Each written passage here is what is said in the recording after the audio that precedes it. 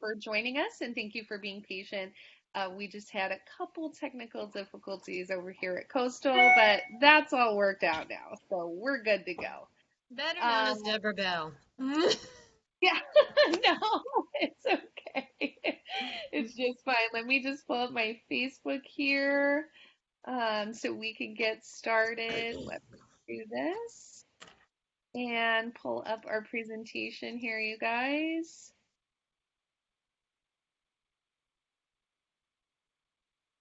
Perfect. And let me screen share. Thank you guys for being patient. Let me see if you can see me here. Excuse me.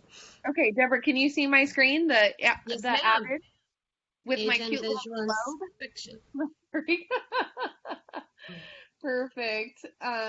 Yeah, so thank you guys. Like I shared before, my name is Halley Wright from Keller Williams Coastal Properties. I'm the CEO team leader here. And today, joining me for this fabulous class is one of my wonderful, wonderful leadership here.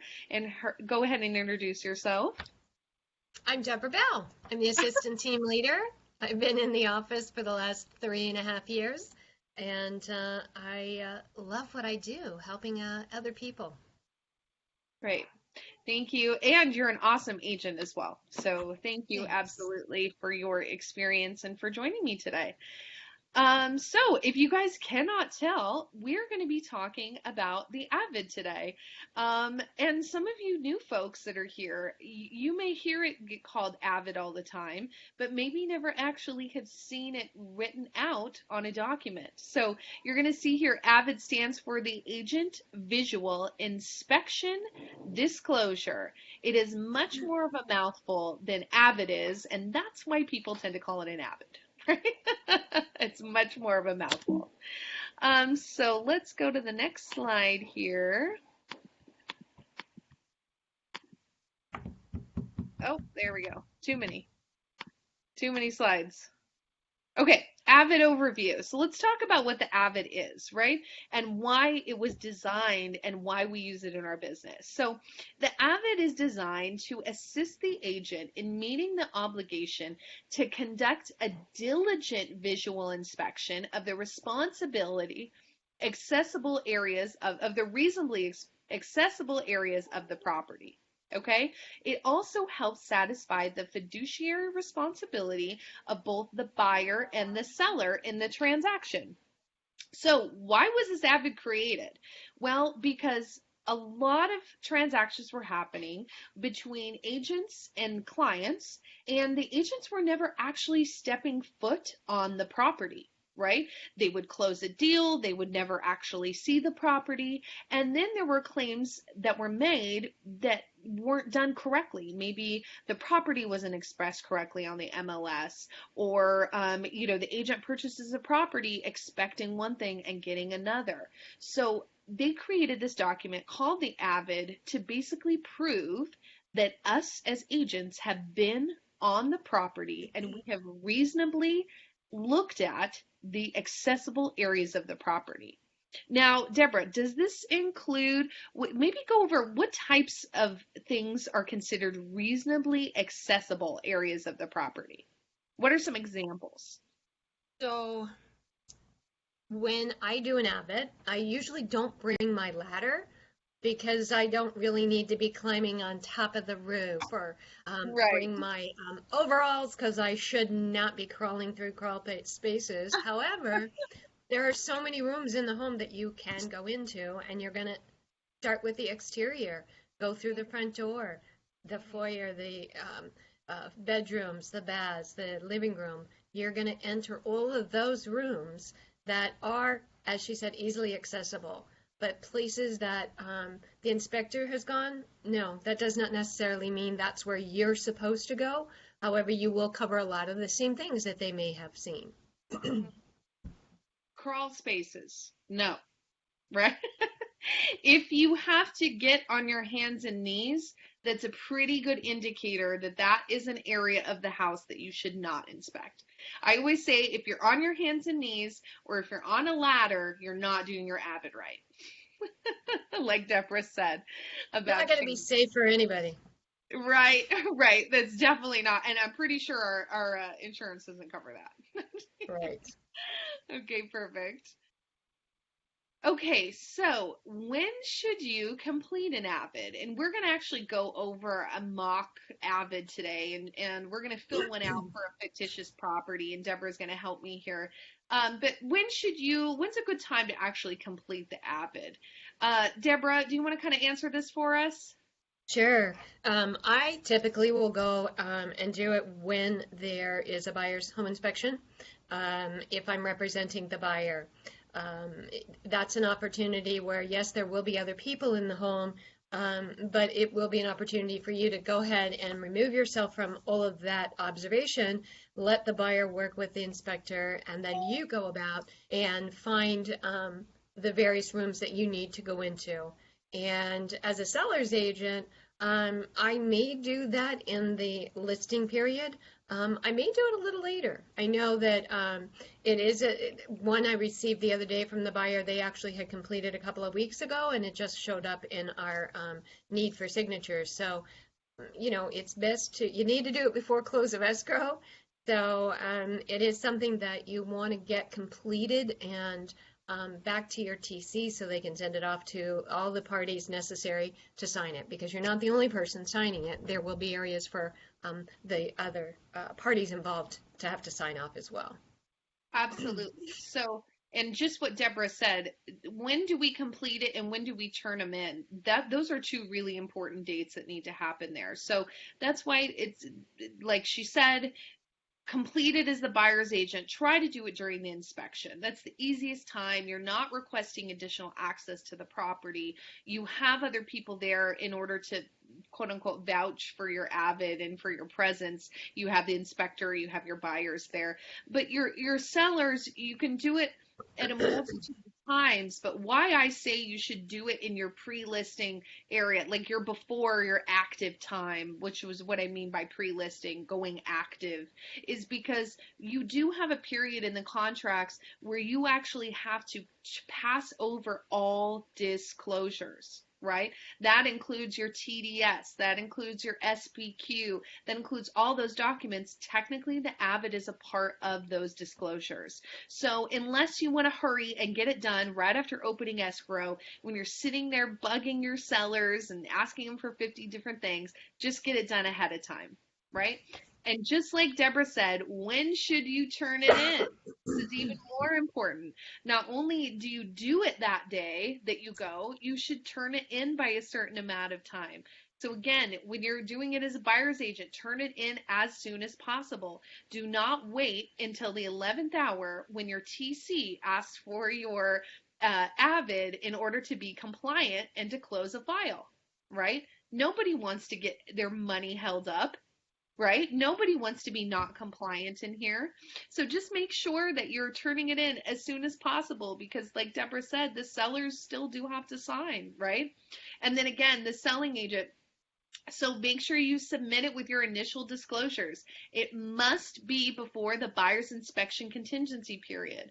Do not fill it out after they've lifted their inspection contingency because technically, if there's something on there that they don't like or they don't want to, they want to further investigate, you are now not compliant because you haven't given them that opportunity, right? Absolutely. And you can have the buyers review it at the time of the home inspection and let them sign off on it then as well as yourself. You then forward it on to your TC. She's going to then send it off to the other parties involved, and that will keep things rolling forward. No sense sitting on it for any reason. It doesn't benefit anybody. Yeah, absolutely. So let's talk about some do's and some don'ts for Avid, right? This contract tends to be really overwhelming to agents more so than others because there's a lot of blank spaces on there. And Deborah's going to show us what we mean by blank spaces. There's something about us realtors feeling the need to either overfill or underfill a blank space on a document, right? We have this need to feel like, oh, there's a blank space. I need to write all this stuff by XYZ and fill all these things out. And when in reality, maybe fewer words are better, or vice versa. We'll leave something blank because we won't know what to say. We don't know how to put it, and we'll leave a totally blank space. And we'll talk about what that's going to look like in a minute. So let's go over the do's. So prepare your client to receive and view the document, right? So what does this mean? You need to prepare your client to say, especially if they haven't purchased a home before or sold a home before, say, this is an example of an agent visual inspection disclosure. And this is the purpose of it, is to prove that I, as an agent, have stepped foot in this property and have reasonably visually seen every place of this property that I can. That's it. This is not you're not an inspector, you're not making assumptions. We're going to talk about the don'ts. But sometimes seeing this written down on a piece of paper can make your client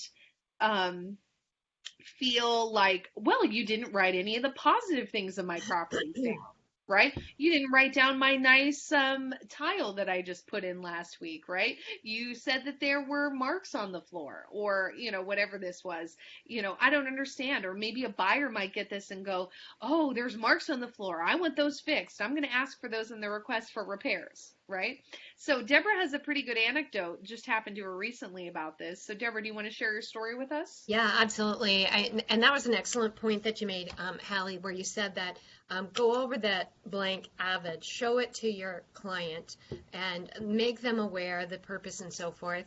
I had 2 back-to-back calls this morning and a text from a seller that was very concerned about this document that he had received overnight, and was questioning, I know this house isn't perfect. It was built in da da da da da, and so he was really panicking because there were marks in the driveway and there were marks on the wall, and he'd already signed the seller Avid. However, all of these things may not have been noted on there. So he was just kind of panicking, and I wasn't even sure what document it was because I hadn't looked at emails yet this morning. It was early. And then it dawned on me it was the Avid that came from the buyer's agent, and they had noted a bunch of things. So I went over it with him at that time and explained it, that, you've already signed one of these. This is from the buyer side. No, it does not mean that you have to correct everything on there. This is something that is just a visual that we have to do. And we're, not going to be quantitative as to how many marks are on the wall, or what colors they are, or the sizes. What may have caused it. It's just you're going to see things that are pretty specific yet generic. Absolutely. And it calmed him down quite quickly, thankfully. But right, had I done as Halley had said, is right away when I took that listing and went over some of the other documents, have that Avid with you and make certain that you show it to them, because there are a lot of blank spaces, and there are, trust me, having done compliance, I know that people like to fill in blank spaces with way too much information. So, and I've even done it together, that you can kind of do it with them as they're walking you through the house, and then they just sign it when they're done. It's easy, it's done, it's over, right? You have it done. But again, make sure you prepare not only your seller, but also your buyer to receive that information, because it might make them feel very overwhelmed. What do you mean there's a, discoloration on the wall? What does that mean? So, set that expectation. Another do pay attention to your other senses besides your sight. So you can share if there's an odor, for example, right? An odor. Don't just walk around and just say things that you see. Again, you can make note of these things. If you have a question of how to notate something, reach out to your leadership and or your broker, and we can help you. Noises. That's a great one. Noises is another one to add. Flight paths. Freeways. Street noises, a train. Next to a fire department. All of that technically needs to be a part of the Avid. So make sure that you're thinking about more than, even though it says agent visual inspection, don't just rely on your vision. Okay. And just to kind of piggyback on that, again, we want to remember that You don't have to describe them. We don't want a lot of adjectives. So you don't need to say that there are loud noises in the air or the next door makes loud, anything descriptive. They want it very, very simple because it may be loud one day, it may be soft another day, it may be loud to you, but not to someone else. Um, Exactly. so you've got to be careful as to how you word those things. And again, it all ties back to proving that you were on that property, right? So you want things to be specific enough but vague enough, if that makes any sense. Great. Absolutely. And visiting the property different times can create different sounds. I want to Oh, say that, absolutely. if you know there are railroad tracks, but you don't know if those are active railroad tracks, and all of a sudden you visit the property on a day that the train goes flying through there, you're Yeah. just like, whoa, now we know, but the buyer may not have wanted that, Yeah. so you've got to be careful that what you're saying too. Absolutely. So let's go over our don'ts, which in Avids, it almost seems to me that we have more don'ts than do's at this point, right? So don't be an expert, okay? We are not mold inspectors, okay? We are not appraisers. We are a whole multitude of things that we are not, right? Don't be an expert. We don't know if that's mold on the wall. If there is a discoloration on the wall, we need to say discoloration on the west wall or whatever you want to say in that point, right? We may think it's mold because we saw it in our house or we saw it in a property before and it had inspected, but you are not an expert. Okay, so don't be an expert. Don't label anything. The very same thing. Don't use, put things in a box. When it comes to odors, for example, just like Deborah said, don't say strong cat pee smell. Okay, No don't label it. description. Because we don't know if we may assume that it's because of their litter box that they have or their 12 cats that they have running around their house, but we can't label that. We're not, we don't want to label what it is. Just like Deborah said, we don't know if it's street noise, if it's neighbor noise. It's just noise, right? It's just noise that we have coming from the community. This is another one. Do not leave items blank. Okay, so if you don't have anything to note, and Deborah's going to give us an example, don't leave the line blank, plain and simple, because leaving things blank on a contract that you sign technically leaves the door open for that document to be tampered with, right? For someone to go in there and to write something in there. Obviously, we hope that that never happens in our instance of doing real estate, but obviously it's happened before because we have to say it. So don't Right, leave right. items blank. And And the Deborah's other going to thing show, with the yeah, I'm sorry. The other thing with the blank line is that it may show that you didn't go in there. yeah, So exactly. without noting something such as nothing to note or nothing note, however you want to word that, they don't know that you actually were in the particular room. So, Wonderful. So that kind of gives you a rough overview of our do's and don'ts, talking about the Avids. Again, if you guys have any questions, drop them there. Let's move right in. Let me stop screen sharing here, Deborah. And Deborah's going to now take over with the screen, and we are going to fill out a sample Avid. Okay? So go ahead and screen share when you're ready, Deborah. okay. Can you see it? So, yep, I totally can. Okay. So I'm going to make it again, full this is screen. what the Avid looks like. If you are in your, oh, that's fine. If you are, let me make sure it's popping up on the Facebook. If again, you get this form through your car forms, your zip forms that's provided to you. If you search Avid, it will pop up. If you search Agent Visual Inspection Disclosure, that will pop up as well. Okay, so that's going to be added, and again, you use them for the buyers or sellers. So this top part is pretty standard. So we're going to fill this out. Deborah, why don't we fill it out? Oh, are you going to do it for our property here? Cool. Why not? So why don't you walk us through the process, Deborah, of filling out an Avid? Let's do So it for the office. sure, sure. I used the office address. I needed something the other day for a sample, so I just was like, oh, I'll throw the office in. So, as she said, you fill that out. I had set up an actual little folder in zip forms, so it was able to populate this right in there. And you just will go down. You can see I have the city of Long Beach. Our county is Los Angeles, and then the property address being 6621. That's our office, East Pacific Coast Highway. I suppose I should put the suite in there if I'm going to be actually correct here. Hello. And there are no units numbers. We're just looking at this as this one space. So let's say we were doing an Avid on a duplex. You Okay. would check that box and Right you would here. do Avid, yes, and you would do an Avid for all the units individually. Whether it's a Right? duplex, triplex, or fourplex, each one must be completed, and then you will change the unit number on that particular line right there. Perfect. Oh. But in that instance, if we had multiple units, that's what you would do. And then the next line says inspection performed by, that's going to be our office name, our company. There we are.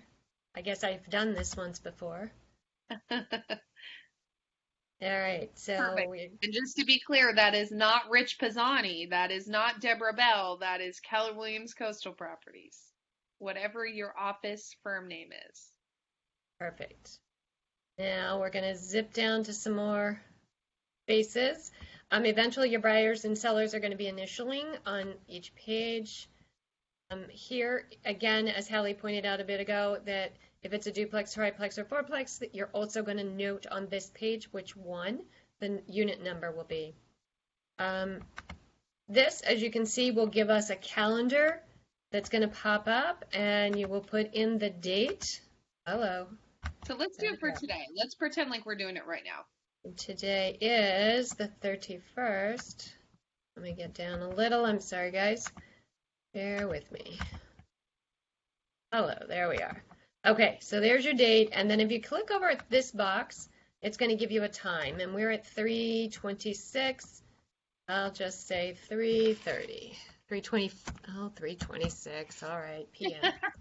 PM. All right. Then we also have weather conditions. So the weather conditions right now, it's sunny and clear skies.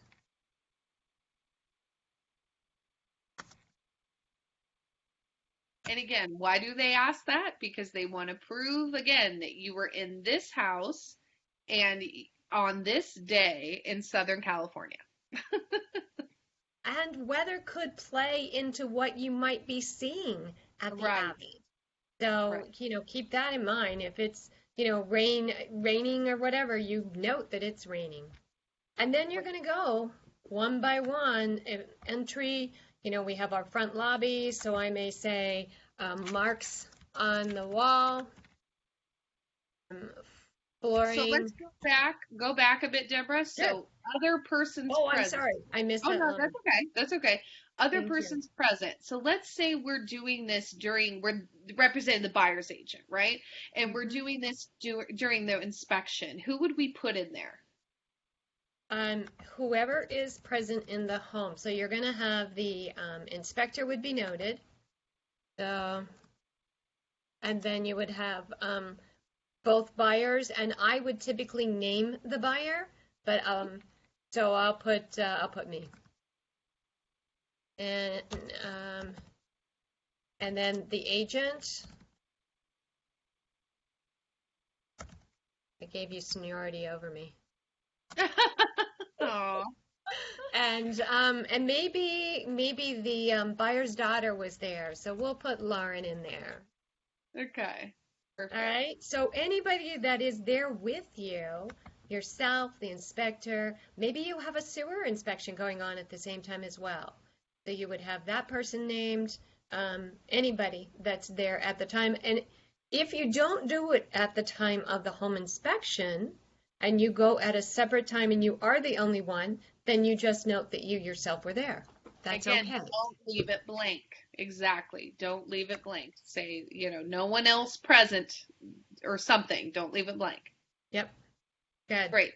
Sorry to interrupt. Let's go back. No, I appreciate that interruption because I totally missed that spot. So let's walk into the entry. Okay, we're Mhm. walking into the entry of Keller Williams Coastal Properties.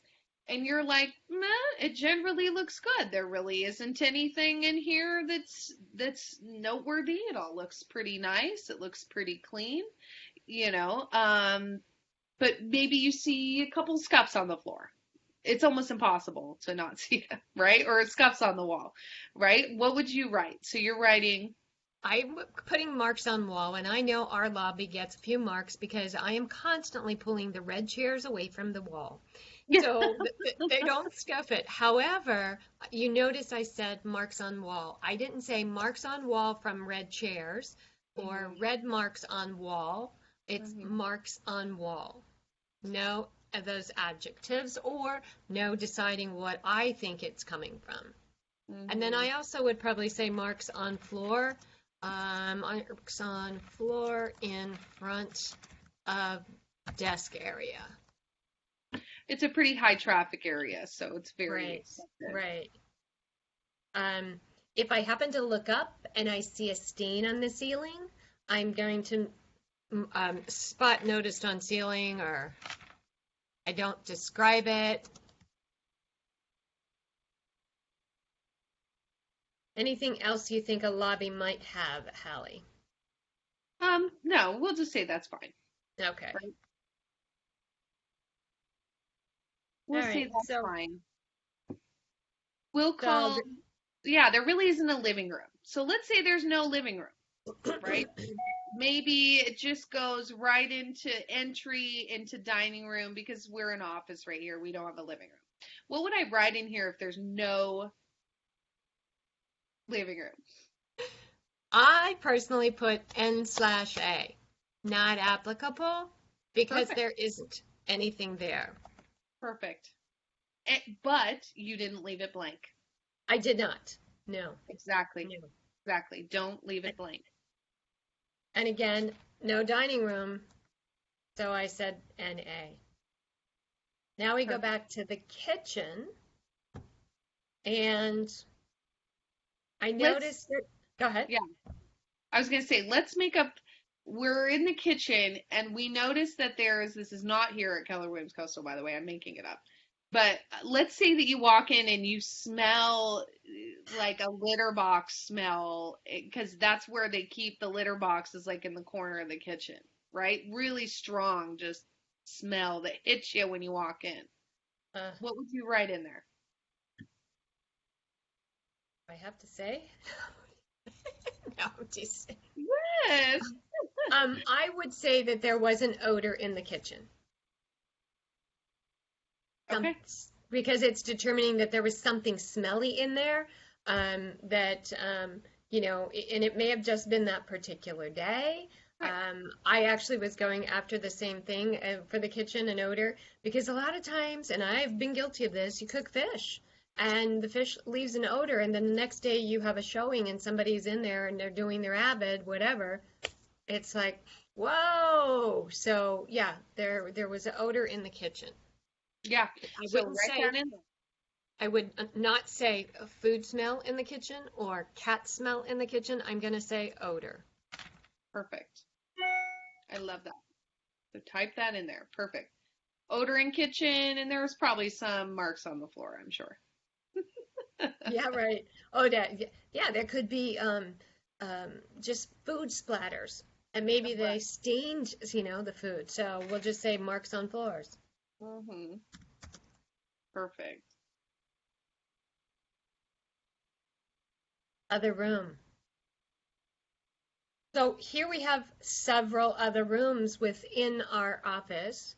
If we were noting each one of those, we would have to identify them as to which one they are. As you see, as we drop down bedrooms, there's going to be a number.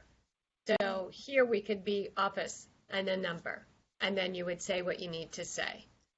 Absolutely. Excuse me. So most of this is pretty self-explanatory. So let's say other room. Let's just put, NA in there for right now. Hallway, let's just put NA. We're just going to scroll down. So yeah, you can see on here just what Deborah described. We're into the bedrooms now. So again, we're pretending that our office is a bedroom, right? There we have bedrooms in here. So, how would you number the bedrooms? I mean, what would be assumed would be the number one bedroom? Usually the master So, bedroom. so the master most likely would, if there's not a determined master, the first bedroom that I approach, I would call that number one. Hmm. So and I probably, because I'm right-handed, I probably would go with the one that's on my right and work around, coming back to whatever may have been across the hall on my left. That's just Hmm. how I would do it. So again, the same thing, just going over that. So, so Deborah can put in there NA or whatever, but yeah, perfect. I would probably not even say stains on rug. I would probably say discolorations, Okay. or because we don't know if it's a stain or if it'll come out, I don't know. I love the word discoloration. It works for Yeah. almost anything. Yeah, I've heard it a time or two in this session. Yeah, it works on literally almost anything, discoloration. So, yeah, so Deborah, you can just put in whatever you want there. And another important thing that people usually tend to ask is when we get to the outdoor area on the next page. So broken glass and window. Hmm. If there was a crack or something, you don't describe it. No small crack, no 5 cracks. By the time they get there, there could be 7 cracks. So, Hmm. okay, Absolutely. so do we want to continue here? This one had nothing noted. So if I get to there and there really isn't anything, it seems to be just impeccable, I'm going to say nothing noted. That tells that I've been there Yeah, very and rarely does that happen, because think about it, even brand new construction, there is some scuffs or marks somewhere. Okay, so let's go down. We'll skip this part, Deborah. You guys normally will fill all this out, of course. Again, put NA, the same thing with the bathrooms, other room. Let's scroll down because this next page is the one that people tend to get lots of questions, is about the other sections and what we will put there. And then, of course, our garages. So it leaves those other sections, just like Deborah said in there, very nondescript for you to name other properties in the house. So let's say they have maybe it's not a multi-unit, okay, maybe they just have a mother-in-law house or a casita in the back. Right? So that's something that we could note on here in other. Let's say they have an open basement, right? That maybe is not a bedroom, it's not a family room, it's not a dining room, it's just an open space, a basement, or a laundry room. Any of those things can be added here in other. Perfect. So scroll down a bit, Deborah. Okay, so talk about what type of stuff you would put in the exterior and in the garage parking areas. some of the things that I've noted with garage, there would be stains on floor, marks on floor, discoloration on floor. I'm There you learning. I'm learning. go. Discoloration on floor. I had somebody write tire marks on floor. Well, how do you know that was a tire? Exactly. Or oil marks on stains on floor. How do you know it was the oil? You don't. So again, not being descriptive. Hmm. Maybe there are cracks in the concrete. We know that concrete does tend to settle and crack. So that would be something that I would maybe note there. Um, what else? Perfect. And then the building and exterior yard, overgrown lawn, or words like that that you would want to note um, in there in the front in the backyard, right? Or side yard. And then other observed or known conditions not specified above. This is where you're going to put that we talked about any of the noises that maybe we might hear outside, or, we talked about smells, any of those other senses. So, Deborah, let's say here at Keller Williams Coastal Properties, which is very true, we're right next to the freeway right here. And, pretty much constantly when I'm outside, I'm hearing a lot of street noise. What would you put in there? Wow. So again, trying not to be descriptive is really difficult sometimes, especially when it comes to noises. As you're standing there, it's traffic noise. you know as you're standing there that that was an airplane that flew overhead. I have seen, and I've not written this, but I have seen the listing agents that will put property is in a flight path, overhead noise observed. Hmm. So if you're absolutely certain that it is in a flight path, I think that we're okay in doing that. Would you agree, Hallie? And I think even just writing overhead noise is sufficient, right?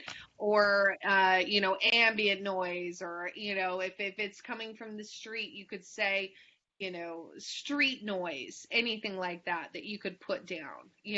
Again, it's about drawing conclusions that you don't want to do. So even with that flight path answer, I probably wouldn't put flight path down because I don't know that it's a flight path for sure because I haven't seen the flight paths from the airport itself. So Right. I'm very cautious when it comes to this stuff. Again, don't overthink it. Be very descriptive, non-descriptive. Overhead noise, in my opinion, absolutely fine. If you're talking about, flight stuff, right? Yeah, overhead noise observed, or yeah, street noise observed is another one, or um, yeah, very simple. Again, don't overthink it. So show us, Deborah, how to fill out that bottom portion. Right here, where the disclosure is based on a reasonably competent and diligent visual inspection of reasonably and normally accessible, oh yes, those accessible areas of the property on the date specified. And then the real estate broker, again, it says it right there, firm, who performed the inspection. So I am, hello, Keller Williams Coastal, by, and this is going to be me if in fact I am the person who did that. If I send my assistant, then it's them, or my co-listing agent or buyer agent, they're going to sign it. And then when you DocuSign, it'll automatically put that date in there for you. And then the sellers are going to sign it, the buyers sign it, and the selling agent will also sign it, representing the seller, representing the buyer. So you have both of those areas you're going to fill out as well. Absolutely. And that's it. That's an Avid. It's not that hard. The don't let the open spaces This psych is you the out. blanks.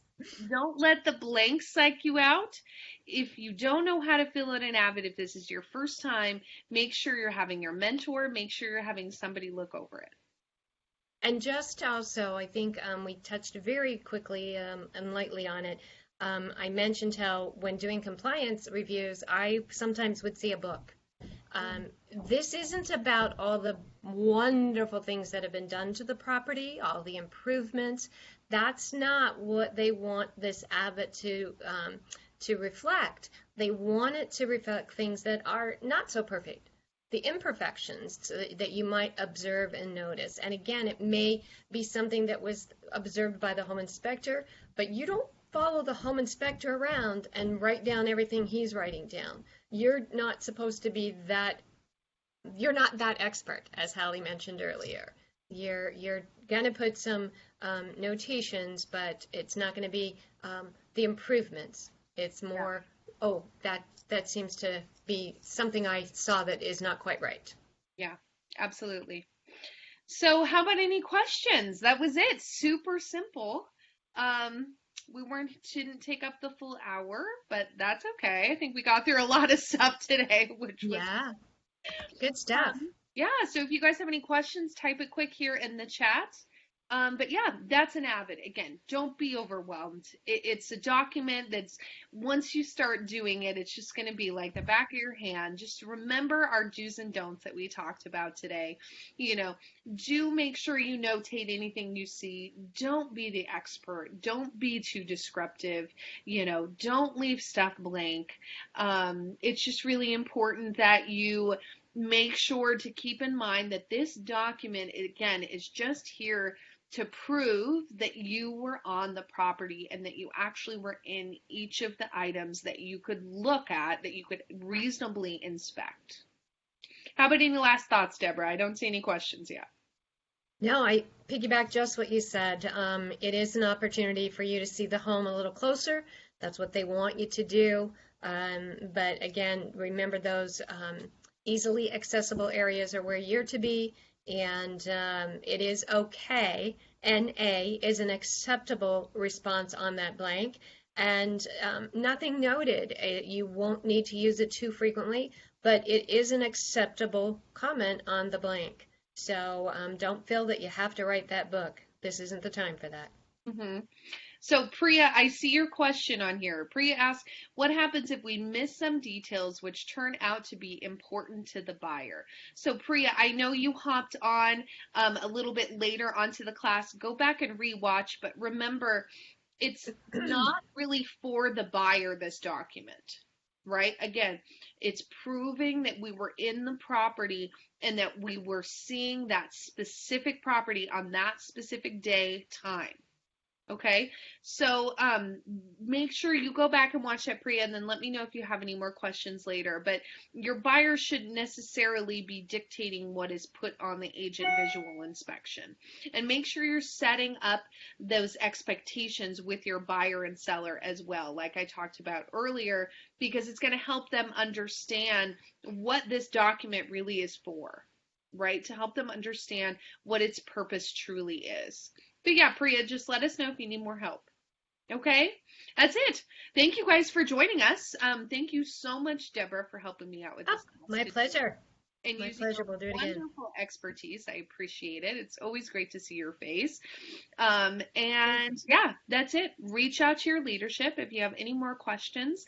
Otherwise, we're here, and don't be scared of that Avid. Okay? Thank you guys. Have a good, happy Monday, and have a really productive week. Sounds good. Bye-bye. The broadcast of Facebook Live has stopped.